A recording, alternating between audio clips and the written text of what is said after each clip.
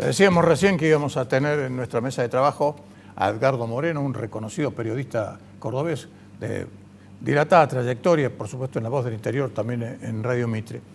Y es cierto, a los periodistas nos gusta conversar con periodistas porque muchas veces hay temas que no los tenemos muy claros y que en la charla con amigos, como somos, es el caso mío con Edgardo, los dilucidamos. Bueno, hagamos una semblanza de dónde estamos parados en el día de hoy, con algunas manifestaciones muy claras, sutiles en algunos casos, expresas en otros, que hablan de la reacción que está teniendo la sociedad después de estos pasos, después de esta catastrófica derrota que ha tenido el kirchnerismo en las urnas. Y sobre todo, ver que por primera vez desde que ha llegado a la cima del poder Cristina Fernández de Kirchner parece querer refugiarse en el peronismo tradicional. ¿Cómo lo ves vos? Bueno, gracias por la invitación, Gustavo. No, al contrario, nada. es un gusto. Bueno, es un colapso electoral. La calificación así, entre comillas, no es nuestra, es de Cristina. Sí, Cristina lo definió así. Y ha habido dos hechos políticos muy fuertes, uno conexo con el otro. La derrota en sí misma, el colapso electoral que ella describe, y su propia descripción. Es decir, esa segunda acción política que ella toma, con una embestida muy fuerte contra el gobierno, internamente contra Alberto Fernández mediante las renuncias en cascada del gabinete y de manera explícita con los argumentos que ella expuso en esa carta, que es una carta que ha escrita, yo no sé, desde mi punto de vista, lo charlábamos un poco fuera de cámara, como si se hubiera, enfurecida como es ella, se hubiera sentado en la computadora, ni la repasó, así lo que le salió de adentro, vomitó directamente su bronca. Fue una carta donde se nota una exasperación con la situación política y sobre todo con su relación con Alberto Fernández. De la combinación del colapso electoral y la reacción de Cristina explícita, ¿qué surge? Que aquel experimento político que le permitió a Cristina Kirchner retornar al poder, que era replegarse sobre la vicepresidencia, poner un presidente vicario, un presidente encargado, que pudiese ser manejable desde el punto de vista político. Presidente vicario, dijiste. Claro, que tiene a cargo una cosa, ¿no? Pero no, no tiene la titularidad, digamos, y es como un inquilino en el cargo, ¿no? Es decir, la escritura la tiene. Estuviste suave, porque yo dije desde un primer momento cuando esto surgió, que lo conversamos por teléfono cuando surgió la nominación de Alberto Fernández, te dije, este va a ser un títere y efectivamente más suave una marioneta. Bueno, sigamos. Vicario, así está me encanta ese término. Eso quedó expuesto que dejó de funcionar. Ya era dudoso de que funcione. Sobre todo en la cultura política y organizacional del peronismo, donde es muy difícil que la cabeza no tenga la concentración del poder, la cabeza del Ejecutivo no tenga la concentración del poder. Ya era dudoso. Pero bueno, hubo que ver cómo caminó ese experimento y ahora ha colapsado ese experimento político, ¿no? Esto de la conducción en la vicepresidencia y el presidente con tareas delegadas por la conducción política. Lo que pasa es que eso ha detonado ese experimento y no hay otro que lo reemplace. Entonces, lo que vino después del colapso electoral, la catarsis de Cristina, fue el recambio de gabinete. Y lo que se ve en el recambio de gabinete es el intento apresurado por improvisar otra alquimia política, donde Cristina cede un poco de terreno, se repliega desde el punto de vista de las posiciones dentro del gabinete. Alberto Fernández ya no cuenta porque pierde sus principales alfiles dentro del gabinete y le cede espacio a lo que serían jefes territoriales en aquellos territorios donde el tsunami de las PASO impactó menos. En el caso del Gabinete Nacional, Juan Mansur como jefe de gabinete, y en el caso del gabinete bonaerense, Martín Insaurralde, del intendente de Lomas de Zamora. Es como una concesión de Cristina al peronismo territorial, por decirlo de alguna forma. Ahora, pero dos personajes, esto corre por cuenta mía, no tuyo, dos personajes oscuros, como es Mansur y el caso de Aníbal Fernández. Es decir, peores antecedentes no pueden tener. Claramente el repliegue tanto de Cristina como de Alberto respecto a sus responsabilidades dentro del armado del gabinete ha hecho que aflore la recurrencia a actuaciones políticas que ya fueron muy controvertidas.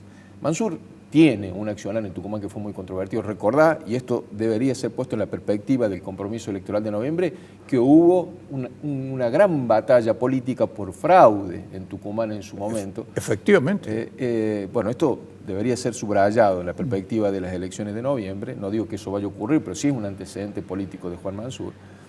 Además de los que tiene de gestión, el Ministerio de Salud, sus alianzas con algunas...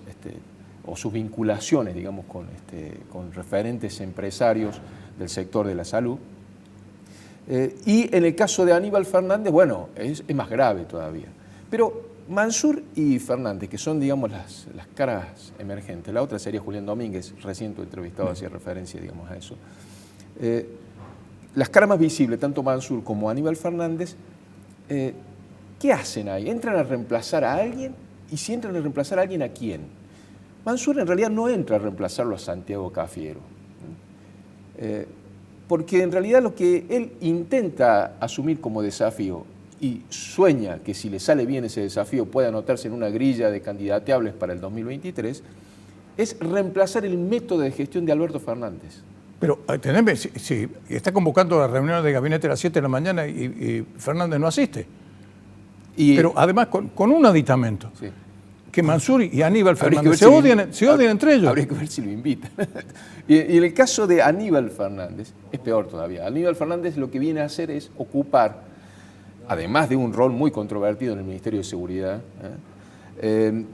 ocupar una vocería política que Alberto Fernández estaba ocupando mal. O sea, todas las cosas que el presidente venía diciéndolas mal, ahora se presume que Aníbal Fernández las va a decir. Decía pésimo, se contradecía de lo que decía de la mañana, se contradecía de la noche. Y Biondi, que le echan la culpa de presunta operación en contra de Cristina, no existía, bueno, era un vocero mudo. A golpes de lunfardo, y con el estilo que le conocemos a Aníbal Fernández, él va a intentar reemplazar eso que puede ser considerado desde el oficialismo como una falencia de Alberto Fernández. Es decir, tanto Mansur como Aníbal Fernández no vienen a reemplazar solamente a Frederick y a Santiago Cafiero. Vienen a reemplazar funciones del funcionario que no funciona, que para Cristina es Alberto Fernández. Y ese fue el objetivo de su impugnación. Vienen a ocupar espacios del presidente, no de los ministros que reemplazaron o que relevaron. Es decir, es efectivamente un golpe institucional. Eso es lo que está ocurriendo. ¿Por qué Cristina cede eso? Porque en definitiva podría haber ocupado su lugar Guado de Pedro, digamos que es su hombre más fuerte dentro del gabinete. Pero ¿y por qué se lo hace? Pensemos que vaya a ser vocero Guado de Pedro, ¿no? Bueno, ¿y por qué ataca el gabinete de Axel Kicillof también en su propio territorio? Porque Cristina se siente amenazada en sus dos territorios, en los dos que tiene. El primero es su territorio electoral. Ella ha perdido... Ella, como referente territorial en la provincia de Buenos Aires, ha perdido en la elección esta. Ella, a través de Kicillof, a través de Máximo, digamos, el armado de lista única que se hizo en la provincia de Buenos Aires ha salido derrotado, ¿no? Ante la sumatoria de Santilli y Manes. Es decir, en su territorio pierde la elección. Esto es una señal de alerta. Y en el otro territorio donde se ve amenazada es el territorio institucional que ella maneja, que es el Poder Legislativo. Claro. El Senado y la Cámara de Diputados. El Senado lo maneja ella. Mayoría peronista desde el 83. Claro. Y que si no revierten los resultados, y en esto tiene mucho que ver el manejo que hagan con el cepo, las exportaciones de la carne, si no revierten el resultado de Chubut, de La Pampa y de Santa Fe, entra esa posición numérica dentro del Senado, entra en zona de riesgo. Y esto es muy grave para Cristina. Ya habían olvidado, digamos, el objetivo del quórum propio en diputados, donde ella también tiene una mano directa, que es a través de Máximo, la presidencia del bloque de diputados kirchneristas. ¿Qué pasa si ella pierde o se siente inestable en ese segundo territorio institucional que es el Senado de la Nación? Bueno, el Senado de la Nación es el que le da brújula de navegación política al Poder Judicial de la Nación. Porque es el que aprueba los pliegos de los jueces y también el que puede someterlos, digamos, o impulsar el cuestionamiento por las vías de juicio político. El Poder Judicial Federal, deberíamos decir, mira hacia el Senado siempre para saber cómo acomoda su brújula. Entonces, la agenda judicial de Cristina, que viene complicada desde hace mucho tiempo, que durante el año de la pandemia fue su única preocupación central y que pese a eso, esta fatalidad inesperada de la pandemia hizo que tenga que revisar los tiempos de resolución que ella imaginó en otros términos probablemente. Ella pensaba que en un año ya por lo menos había causas que se iban a caer, no se cayó ninguna y ningún juez quemó expedientes. Bueno, recordemos que todo el tema de la pandemia vino en momentos en los cuales ellos estaban haciendo una serie de movidas en relación al Poder Judicial muy fuertes, digamos, la Comisión Veraldi para tenerla a la Corte Suprema de Justicia en revisión y en remojo, con las barbas en remojo la tenían a la Corte, con la Comisión Veraldi. El avance sobre el proyecto de reforma judicial originario que mandó Marcela Lozardo, ex ministra de Justicia del Congreso, y que ella quiso agravar al modificar, digamos, el proyecto en el Parlamento, el proyecto vinculado también a la Procuración General de la Nación. También. Para quitar el requisito de los 2/3, digamos, en la designación del jefe de los fiscales federales. Bien. Es decir, toda esta ingeniería que estaba vinculada a un mecanismo de presión sobre el Poder Judicial es como que quedó en pausa o imposibilitada de avanzar más rápidamente. Y ahora menos que nunca. Sanitaria. Ahora menos que nunca. Y ahora, si hay, digamos, una señal de fragilidad en el Parlamento, menos que nunca. Es decir, esos son proyectos que van directamente a vía muerta. Y eso tiene un efecto, digamos, en la percepción que el Poder Judicial hace de cuál es su grado de respaldo institucional y su grado de autonomía para avanzar o no en causas que estén pendientes. Y ahora, eso sí no nos olvidemos lo que acaba de suceder con la elección de Rosati y de Rosenkrantz como presidente y vicepresidente de la Corte. Y eso claro, es uno de los índices que yo te estaba marcando recién, o digamos así, los termómetros que hay que ir teniendo en cuenta sobre cómo está viendo la justicia, porque yo lo he dicho en varias oportunidades, estos jueces que están muy vapuleados, que han sido vituperados inclusive por el kirchnerismo, en cuanto huelen sangre, es decir, ven muy bien hacia dónde sopla el viento y de allí son las decisiones que toman. Bueno, el proceso en la Corte de Justicia es una Corte que ha tenido prácticamente un nivel de diálogo nulo el Ejecutivo con ella, ¿no? Al inicio de la gestión de Alberto Fernández, Marcela Lozardo, que venía más de la vinculación natural con el Poder Judicial, tuvo algunos indicios o signos de acercamiento, luego eso se abortó porque la mesa judicial de Cristina, Veraldi, Graciana Peñafort, sí, Dalbón, etcétera, estuvieron articulando cosas por separado.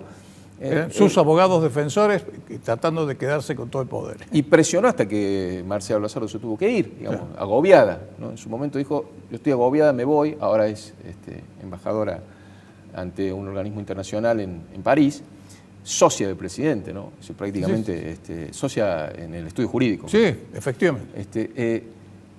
Después no hubo, con la asunción de Martín Soria, digamos, como nuevo ministro de Justicia, no hubo ningún vínculo, ni ningún acercamiento, ni ningún diálogo institucional entre el Ejecutivo y la Corte Suprema de Justicia, la cabeza del Poder Judicial de la Nación. Hubo algunos ladridos de Soria nada más. Pero es que, fíjate vos, Martín Soria debe tener el auto más lerdo del Poder Ejecutivo, porque él asumió y dijo que lo primero que iba a hacer era pedir una audiencia para reunirse con la Corte Suprema de Justicia, cosa que hasta el día de hoy no se hizo. Nunca sucedió. Y es muy poco probable que se haga porque las declaraciones que hizo después fueron tan hostiles, tan agresivas, que prácticamente no le van a atender el teléfono.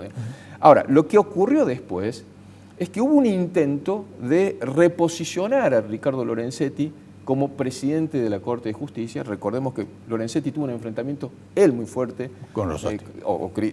Primero con Cristina. Cristina sí, efectivamente. Lo visualizaba como un proyecto presidencial alternativo, se enojó muchísimo con Lorenzetti. Luego, cuando durante el gobierno de Macri ingresaron dos vocales nuevos, Horacio Rosati y Carlos Rosenkrantz, en la votación que hubo fue desplazado Lorenzetti, quedó Rosenkrantz como presidente, y se armó ahí un bloque entre esos dos nuevos vocales, Rosenkrantz y Rosati, que generalmente han trabajado de manera conjunta en una mayor colegiación de las decisiones de la Corte Suprema de Justicia. Un cordobés, Juan Carlos Maqueda, fue el que ayudó también a articular ese esquema de funcionamiento. Hubo...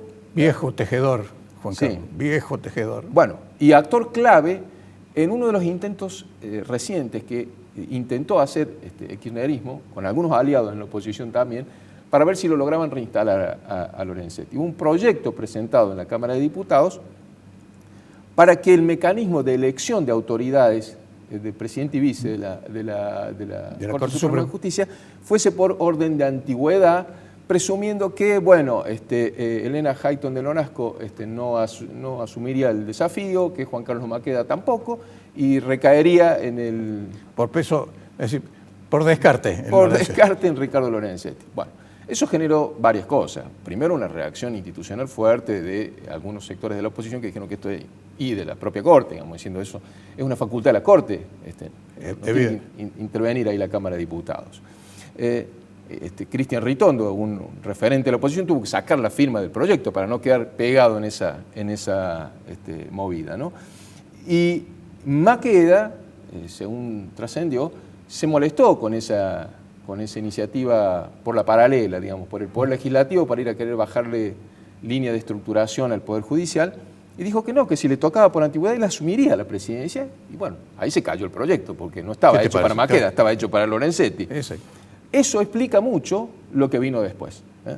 La convocatoria a elección de las autoridades de la Corte, el respeto de Rosenkrantz y Rosati del acuerdo mutuo que tenían.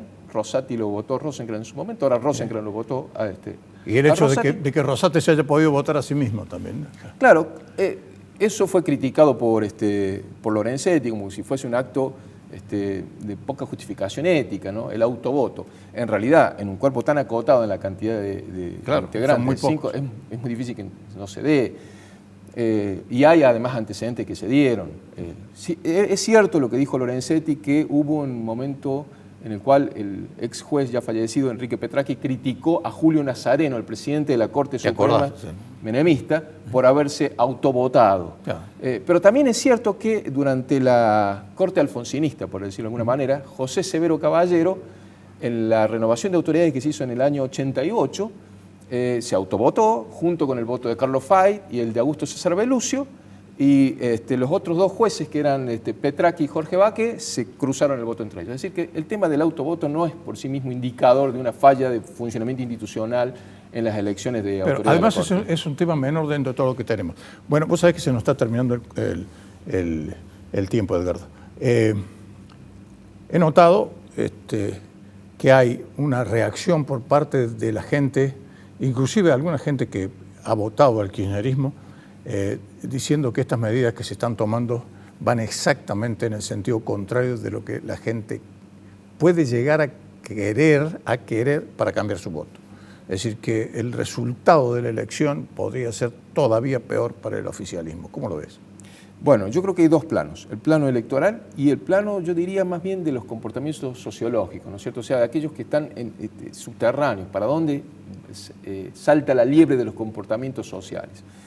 En lo electoral tenés tres bibliotecas, los que dicen que van a votar de la misma manera que votaron en las PASO, sí, los que dicen que los que no fueron a votar en las PASO probablemente eran voto oficialista que no se sintieron convocados porque no había disputa competitiva y por lo tanto ahora irían y votarían al oficialismo, y lo de oposición que dicen que lo más probable es que se reafirme el voto opositor, que tome la misma inercia de las PASO a la general y en consecuencia aumente la diferencia del voto opositor sobre el oficialista. Bueno, en realidad son tan malas las encuestas de Argentina que no puede inclinar la opinión por ninguno. Lo que sí es indudable, y esto vos dijiste una palabra clave, que es la bronca, es que hay subyacente en la sociedad una sensación, no sé si llaman la bronca, de enojo, de fatiga, de hartazgo, de cansancio, no solo por lo gravísimo del proceso de la pandemia, del desmanejo de la emergencia sanitaria, de la profundización de la crisis económica, sino también por los años de recesión que lleva la economía argentina y lo que eso significa en términos de desgaste social. ¿Hacia dónde sale eso? Si sale hacia un aumento del voto castigo o no, bueno, no es fácil de predecir, pero está claro que, como alguna vez me tocó escribirlo, no hay grieta en la indignación, hay como una generalización del descontento social respecto de las resoluciones políticas de estos problemas tan graves que hemos tenido. Y con lo que acabamos de vivir, con este escándalo institucional, no sé si no reafirmar lo que vos estás diciendo y reafirmar la bronca. Lejos de atenuar, lo que hizo la interna así expuesta, así lo abierto del gobierno fue darle más motivos. Efectivamente. Edgardo, clarísimo como siempre y con una versación y además una memoria, te acordás de cada uno de los partícipes, que por eso te digo que siempre es bueno, es saludable refrescar la memoria charlando entre periodistas. Muchas gracias nuevamente. Gracias.